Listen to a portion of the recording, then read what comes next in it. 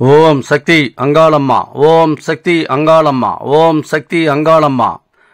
உலகம் பிறக்கு முன் ஒரு நாழி முன் பிறந்தாள், கலியுகம் பிறக்கு முன் கால் நாழி முன் பிறந்தாள். சூரியன் சந்திரன் இல்லாத நாட்டிலே முந்தி பிறந்தாள், மூவரை ஈண்டெடுத்தாள், செத்து பிழைத்தாள், சிவனுக்கே பாரியானாள், மாண்டு பிழைத்தாள். மறுரூபமான மாயசக்தி எங்கள் ஆதிசக்தி, எங்கள் அங்காள பரமேஸ்வரி. சிவசிவ என்கிற தீவினையாளர், சிவசிவ என்றிட தீவினை மாலும், சிவசிவ என்றிட தேவரும் ஆவார், சிவசிவ என்னை சிவகதிதானே. ஐந்து கரத்தனை யானை முகத்தினை இந்திரன் இளம்பரை போலும் ஏற்றினை, நந்தி மகந்தனை ஞானக் குழுந்தினை புந்தியில் வைத்தடி போற்றுகின்றேனே. குரு பிரம்மா குரு விஷ்ணு குருதேவோ மகேஸ்வரா குரு சாஸ்தாத் பரபிரம்மா தஸ்மை ஸ்ரீ குருவே நமக. எனக்கு குருவுக்கு குருவாக இருந்து என்னை வழிநடத்தி கொண்டிருக்கும் எனது மேல்மலையனூர் அங்காள பரமேஸ்வரி தான் என்னை வழிநடத்திட்டு இருக்காங்க. ஏன்னா நிறைய விஷயங்கள் அம்மா கிட்டேருந்து எனக்கு கிடைச்ச விஷயங்கள்லாம் அற்புதமான விஷயங்கள் நிறைய இருக்குது. அதெல்லாம் சொல்லணும்னா கணக்கில் அடங்காதது. அதனால தான் மிராக்களாக இன்றைக்கி அம்மாவுடைய சொற்பொழிவு மாதிரி நான் சொல்லிக்கிட்டு இருக்கேன். அம்மாவுடைய பிறப்பு வளர்ப்பு கதைகள்லாம் என்ன மாதிரி வந்தாங்க, என்ன மாதிரி இந்த கோயில் இருந்தது, இதனுடைய வடிவம்லாம் என்ன மாதிரிலாம் வடிவம் எடுத்தாங்க, இதனுடைய கதை என்ன, மேல்மலையில் வந்த கதைகள் என்ன அப்படிங்கிற விஷயங்கள்லாம் நம்ம கொடுத்தபடியே வந்துட்டுருக்கோம். அம்மா நீங்கள் பார்த்துங்கிறது உற்சவர் அம்மன், ஊஞ்சல் தாலாட்டு அம்மன். இந்த அம்மா தான் பாருங்கள் எந்த அளவுக்கு பாம்பு சுரூபியாக படுத்துட்ருக்காங்க. அதான் நீங்கள் பார்த்துட்ருக்கீங்க. கண்ணுக்கு அழகாக எவ்வளோ அலங்காரம் பண்ணி எவ்வளோ அழகாக வச்சுருக்காங்க பாருங்கள். அதனால் மேல்மலையனூருக்கு வந்தீங்கன்னா அமாவாசை ஊஞ்சல் வழிபாடுகள்லாம் சிறப்புமிக்க வழிபாடாக நம்ம பண்ணிகிட்டு இருக்கோம். நிறைய பேர் அப்படியே இருந்துட்டுருக்கீங்க. நிறைய பேர் புதுசாக வந்துக்கிட்டு இருக்கீங்க. ஏன்னா ஒரு 100 பேர் வராங்கன்னா 100 பேர் புதுசாக வரவங்க தான். அமாவாசை ஊஞ்சல் தாலாட்டு வழிபாட்டை பார்க்கணுன்றதுக்காக தான். அதனால தான் மக்கள் கூட்டம் அதிகமாக வந்துட்டுருக்கு. இது ஆடி மாதம். ஆடி மாதத்தில் அம்மா பயங்கரமாக சந்தோஷப்படுத்துகிற நாள். அதனால் அம்மனுக்கு உகந்த நாள்னு பார்த்தீங்கன்னா இந்த ஆடி மாதம் தான். ஆடி மாதத்தில் நிறைய விசேஷமாக நடத்துவோம். ஆடி 18, ஆடி கூழ் ஊற்றுறது எல்லாமே சிறப்பாக இருக்கும். ஞாயிறு, ஒவ்வொரு ஞாயிறு வெள்ளிக்கிழமெல்லாம் அவ்வளோ சிறப்பாக இருக்கும். பக்தர்கள் அதிகமாக வந்தபடியே இருப்பாங்க. ஏன்னா அம்மனுக்கு செய்யணும்னு நினைக்கிறவங்க இந்த மாதத்தில் செய்வாங்க. பூஜைகள் செய்யணும், பொங்கல் வைக்கணும், இப்போ அலங்காரம் பண்ணணும். அம்மாவுக்கு நிறைய என்னென்ன செய்யணும் வேண்டுதல் இருக்கோ அத்தனையுமே வேண்டுதலும் இந்த மாதத்தில் தான் செய்வாங்க. அதனால் அம்மனுக்கு உகந்த மாதம் என்பது ஆடி மாதம். அம்மாவுக்காக என்னென்ன நேர்த்திக்கடன் வச்சிங்களோ இந்த மாதத்துலேருந்து செஞ்சுருங்க. ஏன்னா அம்மா சந்தோஷப்படுற நாள். சந்தோஷப்படும் போது நம்மளுடைய நேர்த்திக்கடன் கொடுத்தா இன்னும் அவங்க சந்தோஷப்படுவாங்க. நிறைய பெண்டிங் வச்சுருப்பீங்க, நிறைய செய்யலாம், இப்போ போகலாம் அப்போ போகலான்னு நினச்சிக்கிட்டே இருப்பீங்க. நிறைய பேர் ஃபோன் பண்ணுறாங்க, சார் நான் ஆடு வளர்த்துட்ருக்கேன் சார், கோயிலுக்காக தான் நேர்த்தி விடலான்னு பார்க்குறேன், ஆனால் எப்போ வரும்னு தெரியாமல் இருக்குது அப்படின்றவங்களாம் நிறைய பேர் ஃபோன் பண்ணி கேட்குறாங்க. இந்த இடத்துல நேர்த்திக்கடனை செலுத்தலாம். ஒரு திருமணம் பார்த்தீங்கன்னா இந்த மாதத்தில் நீங்கள் அம்மனுக்காக வேண்டிக்கிட்டு போகலாம். திருமணம் எனக்கு கைகூடி வரணும் அப்படிங்கிறது வேண்டலாம். மேற்கொண்டு என்னென்ன பண்ணலாம், மொட்டை அடிச்சுக்கலாம். ஏன்னா அம்மனுக்காக என்னென்ன செய்யணும்னு இருக்கிறதோ அத்தனையுமே செஞ்சுக்கலாம். நேர்த்திக்கடன் என்பது பல வகையாக இருக்குது இல்லையா. அவங்களுக்கு ஒரு நேர்த்திக்கடன் இருக்கும். மாங்கல்யத்தை செலுத்தலாம் கூட நினைப்பாங்க. ஏன்னா கணவன் மனைவிக்குள்ளே பிரச்சனையாக இருந்துகிட்ருக்கோம். அந்த பிரச்சனையெல்லாம் சரி பண்ணியிருப்பாங்க இல்லையா. அவங்களாம் திருமணத்துக்கு பரவாயில்ல, எனக்கு மாங்கல்ய தோஷம்லாம் தீர்ந்துடுச்சு, பரவாயில்ல, இந்த மாங்கல்யத்தை இந்த இடத்துல நான் கைட்டு போகிறேன்னு சொல்லிட்டு கைட்டு போடலாம். அதான் நீங்கள் பார்த்துருக்கீங்க. அம்மா ஊஞ்சல் தாலாட்டு அம்மன் படுத்துருக்காங்க. அதான் நீங்கள் பார்த்துருக்கீங்க. இப்போ ஊஞ்சல் தாலாட்டு எப்படி இருக்குன்னு பாருங்க.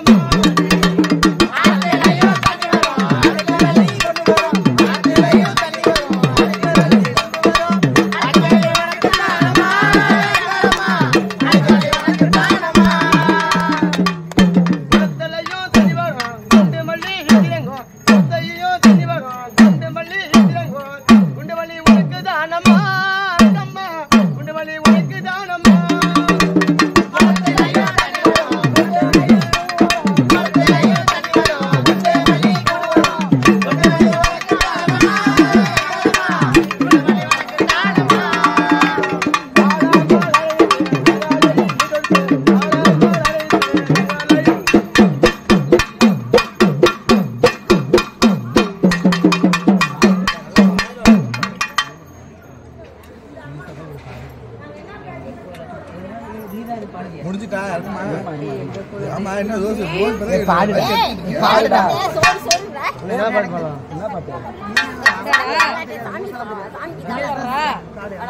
நமக்குலாம் வராது நீ பாடு வேணா எனக்கு வரான் ஈஸியா இருக்கும் அது வேணா வாழ்க்கை கடைசி போலாம் சாமி நீ தான் பாட மாட்டேங்க பாடு சொல்லு ஆளாமலுக்கு நீ என்னென்ன பாடினாங்க எனக்கு கண்டுபிடிச்சு நோட் பண்ணிட்டேன்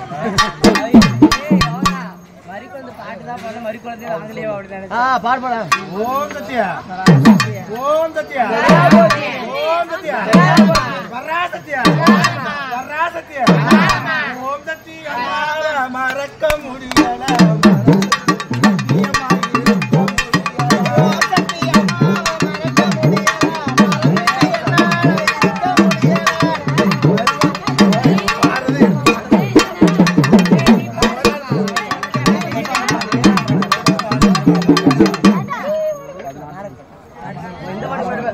மறக்க முடியல அப்படி பாட்டு பாய்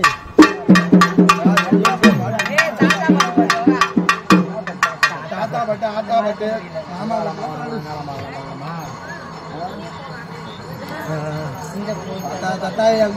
எது பண்ணாலும் அங்காளம்மா வரலாம் ஒரே பிரச்சனை ஏதோ ஒண்ணு பாருங்க அம்மா வருத்தம் ஓம் சக்தி ஓம் சக்தி ஓம் சக்தி ஓம் சக்தி அங்காளம்மா வரலாம்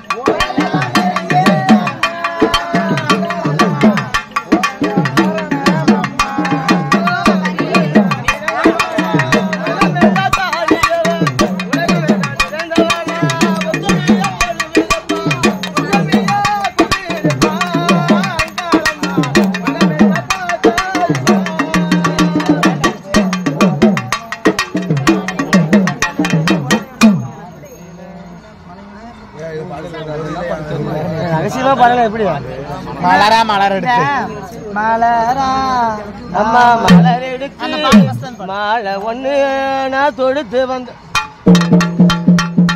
அம்மா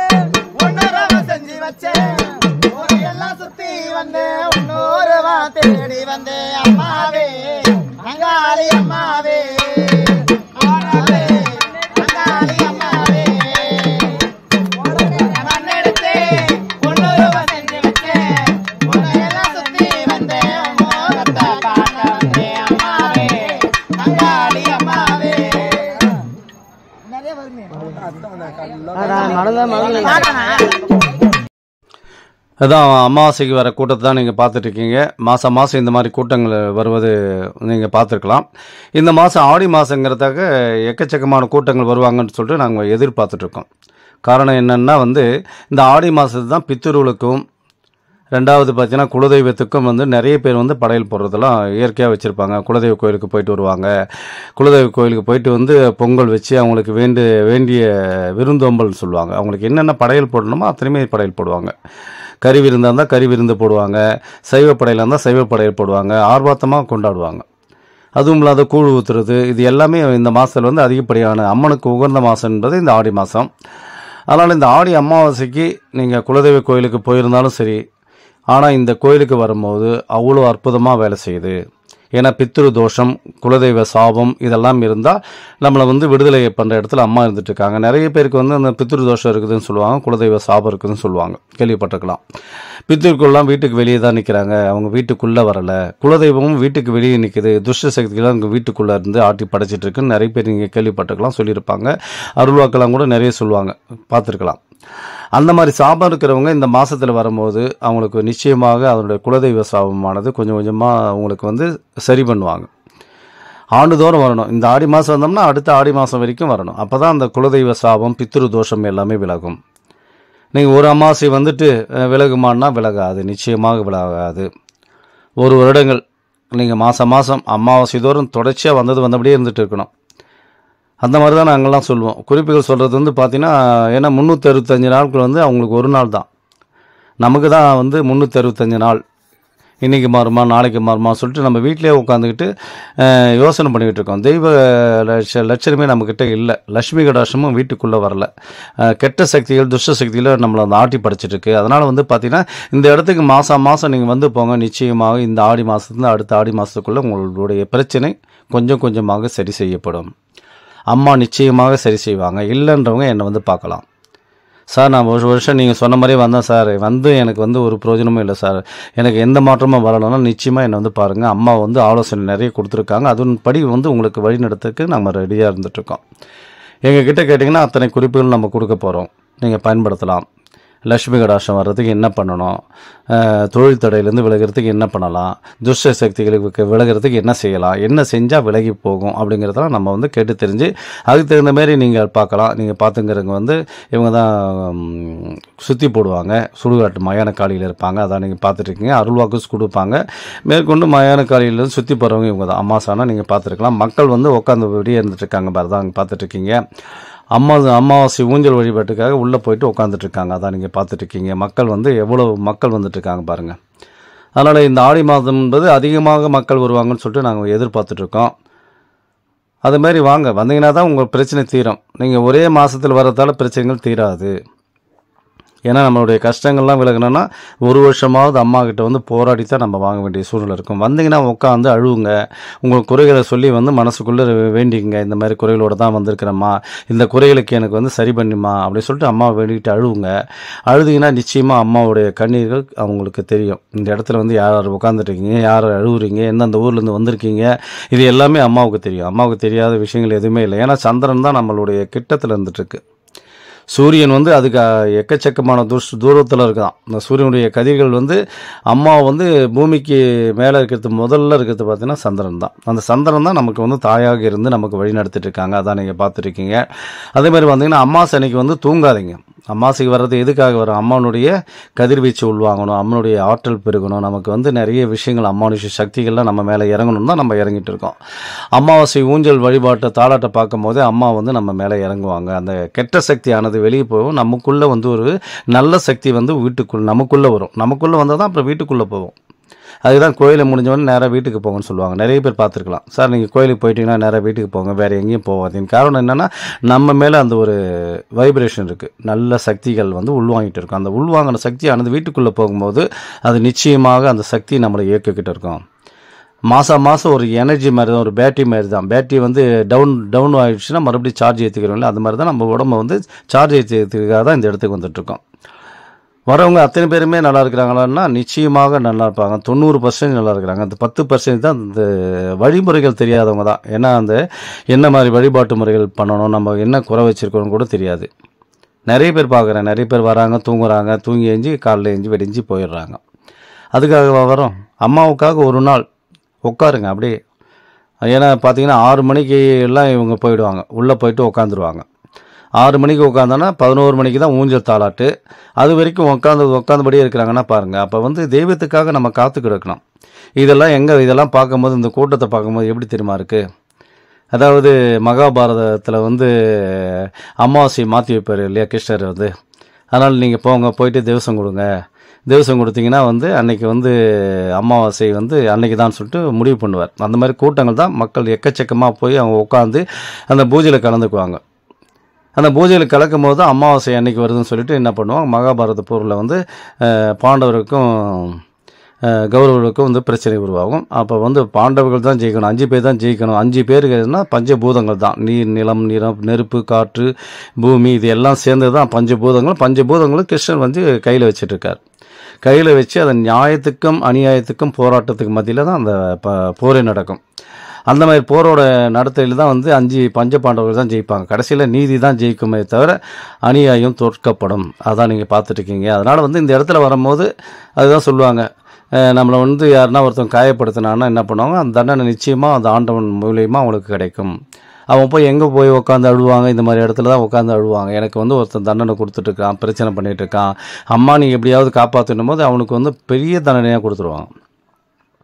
அதுதான் தெய்வங்கள் வந்து தெய்வத்துக்கிட்ட போய் முறையிடும் போது இந்த மாதிரி உட்காந்து அழுவும் போது அவனுடைய கூக்குரல் நிச்சயமாக கேட்கும். யார் துன்பப்படுத்துகிறானோ அவனுக்கு வந்து தண்டனை நிச்சயமாக பார்க்கலாம். நீங்களே கண்ணீருக்கு பார்க்கலாம்.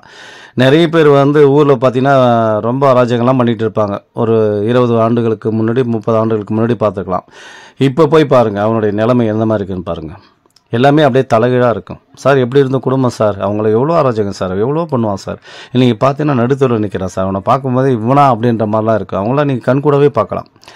ஏன்னா இந்த பஞ்சபூதங்கள் தான் ஜெயிக்குது இல்லையா. அந்த மாதிரி தான் வந்து ஒவ்வொரு டைம்லேயும் ஒரு யுகத்துலேயும் ஒன்று நடக்குது.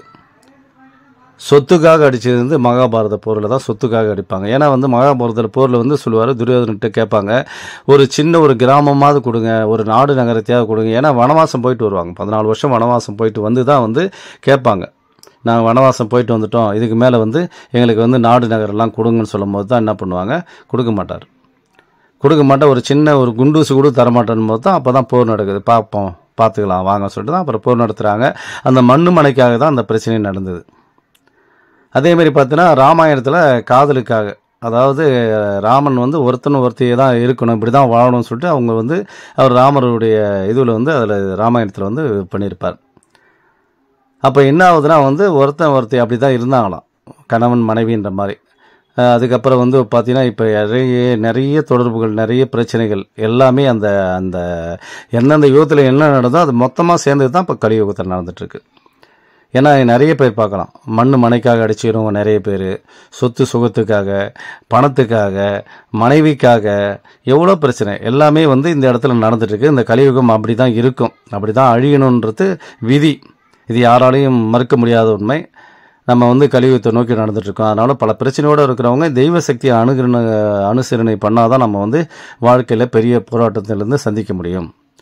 அப்போ தான் வந்து தைரியத்தை கொடுக்க முடியும். இந்த இடத்துல வரும்போது தான் தைரியமாக பார்த்துக்கலாம், அம்மா என் மேலே இருக்கிற, அம்மா என்கிட்ட இருக்கிறா, நிச்சயமாக என்னை காப்பாற்றுவோம் அப்படின்ற மாதிரி நம்ம ஒரு சபத்தோடு தான் வந்து போகணும். ஏன்னா அம்மா இருந்தாங்கன்னா நிச்சயமாக உங்களுடைய பிரச்சனையை அத்தனையுமே வந்து சரி செய்வாங்க.